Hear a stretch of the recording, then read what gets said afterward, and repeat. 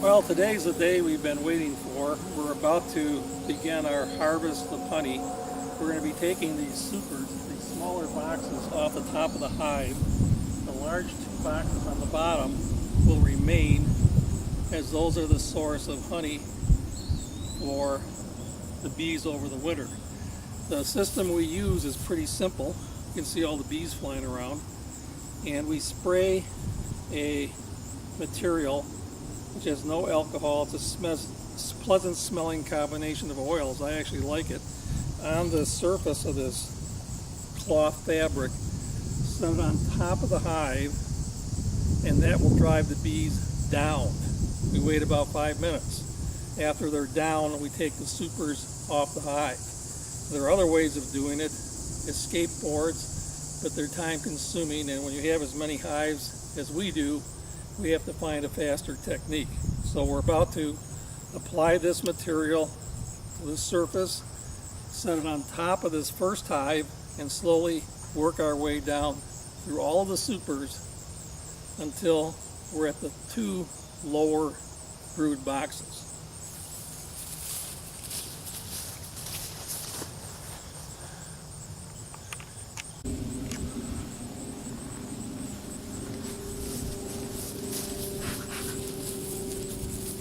Now, some beekeepers do use a smoker that helps drive the bees down into the hive. We don't use it because the smoke permeates the hive, gets into the bees' wax, and consequently we have a smoker nearby like we always do, just in the event it's needed, but we have no smoke that goes into the hive, only the very essential oils that ultimately will dissipate. Now, this is what it looks like with that narrow box on the top. That's the fume board, which drives the bees down into the lower boxes. And finally, this is a box filled with honey. I estimate this box has to be between 35 to 40 pounds. There's 9 frames of honey on there, and I'm going to pull one out to show you what they actually look like. This is a beautiful frame of honey. I'm not able to move it around for you, but you can see the honey underneath, the beautiful white cappings that the bees put on the honey, and they do not do that until they feel the moisture content is correct, somewhere 18% or below. And all of the frames in this beautiful super are filled this way, probably 30-40 pounds of honey. We'll see. Now, don't be misled. The bees are not happy about losing their honey, so you'll see them bearding on the hive. There's 1 super left to go, and there is a fume board on top. Nonetheless, if you don't like to have a lot of bees around you, this probably is not the best place to be. We have 1 more super to go in this yard, which is a very small yard, and then we'll be going down to the big yard where we have many more to go. Probably we'll have to do them tomorrow. This gets a little heavy and tiring, especially in this hot weather.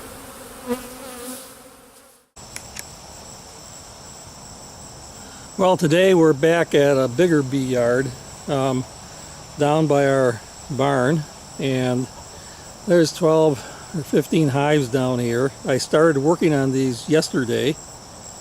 So some of the small ones have already had their supers taken off, and others have yet to go.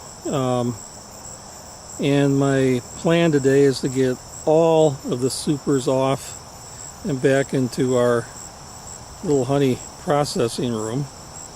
And we're probably going to start with the very tall hive that has 1, 2, 3, 4, 5 supers. The 5th one probably has nothing in it, so I expect about 4 really packed supers from this first hive.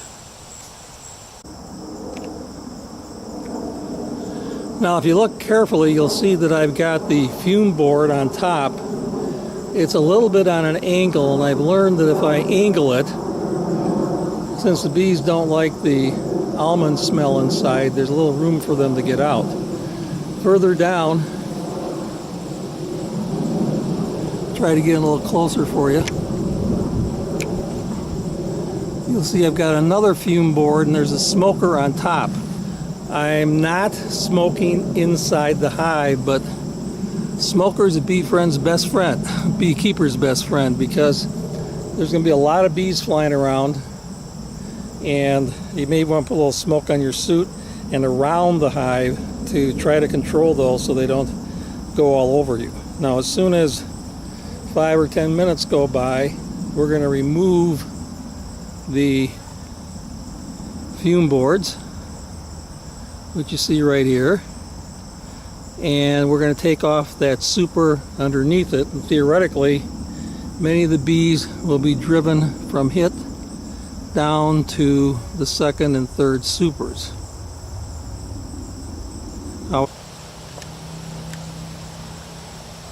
Okay, I think now we're going to take the fume board off. There's still, I think, plenty of bees in that top super, and I'll show you pretty much what it looks like after I get that fume board off.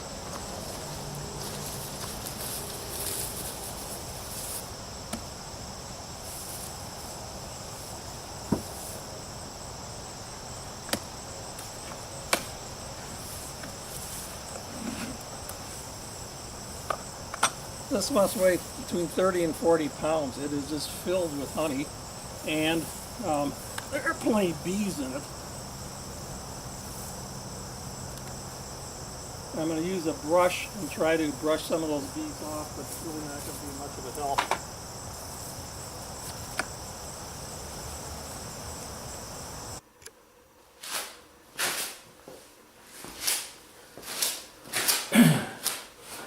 Well, finally we've made it back into our honey house, which is basically our garage, which we've converted for this time of year.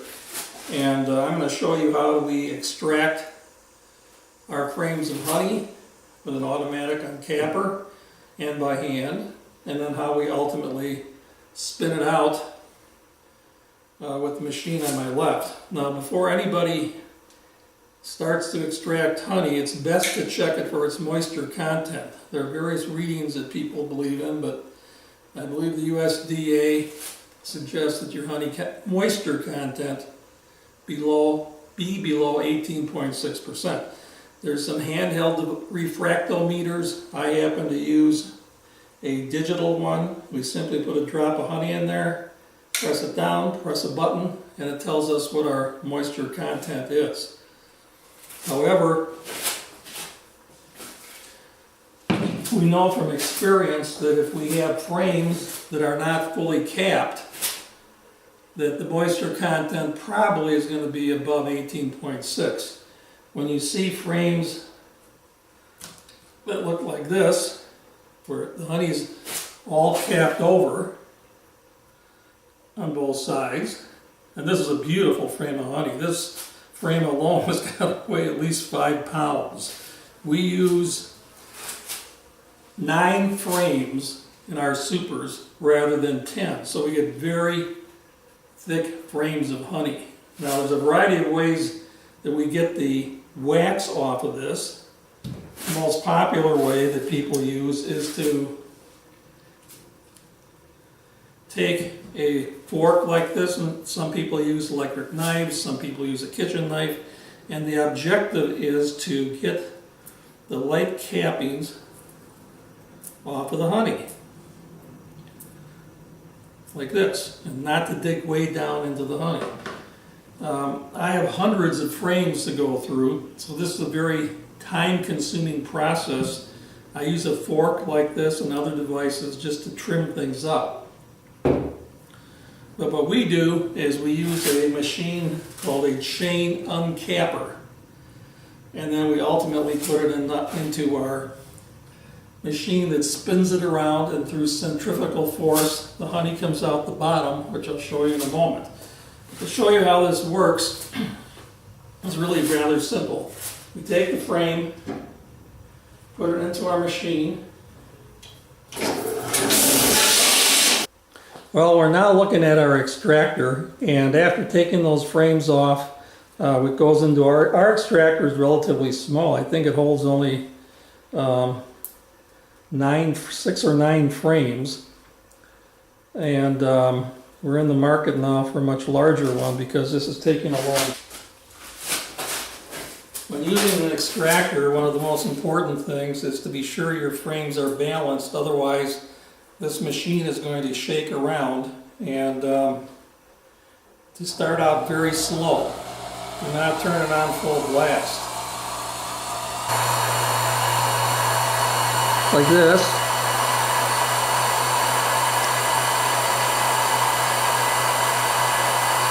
I'm using a metal filter. It's a double filter. There are plastic filters that are 400 micron, 600 micron. I quite frankly don't know the microns of this filter. And these are 5-gallon buckets. When filled, they'll hold about 60 pounds of honey. This year I'm making them only 3/4 full because they're really too heavy to carry. When the filter gets clogged up, I take it, scrape it off into that other device so the wax and honey drip out, and we save everything. Now lastly, this is what a bucket of honey looks like. There will be air bubbles that will come out onto the top, and it's recommended you let your honey sit in this bucket for at least 24 hours or longer. After that, we will take it. These are a few of the buckets. Each bucket holds about 60 pounds. These are 5-gallon buckets, and they're just a few of the buckets that we've extracted from all of these supers that are sitting here, and there are many more to go.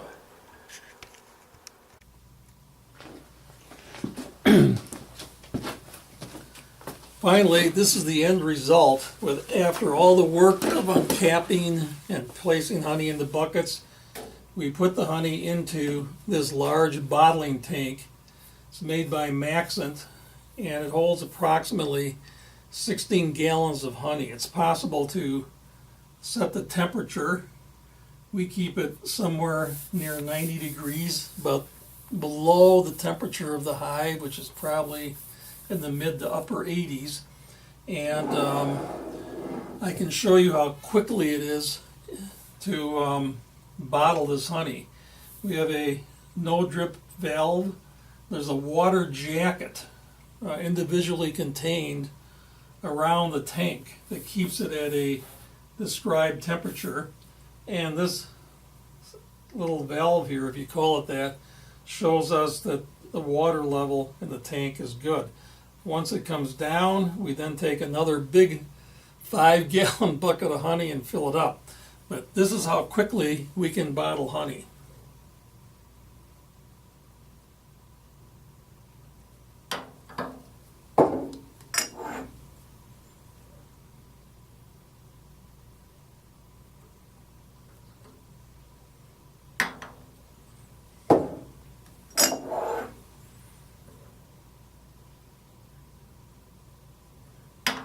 So it takes no time at all to go through a dozen jars.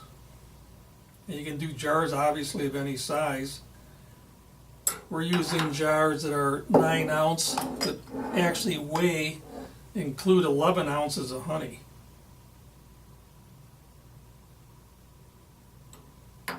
So this is a beautiful jar. This is the honey. This is what we work for all year long, and this tank is really a wonderful asset in terms of helping us produce hundreds of jars of chemical-free honey.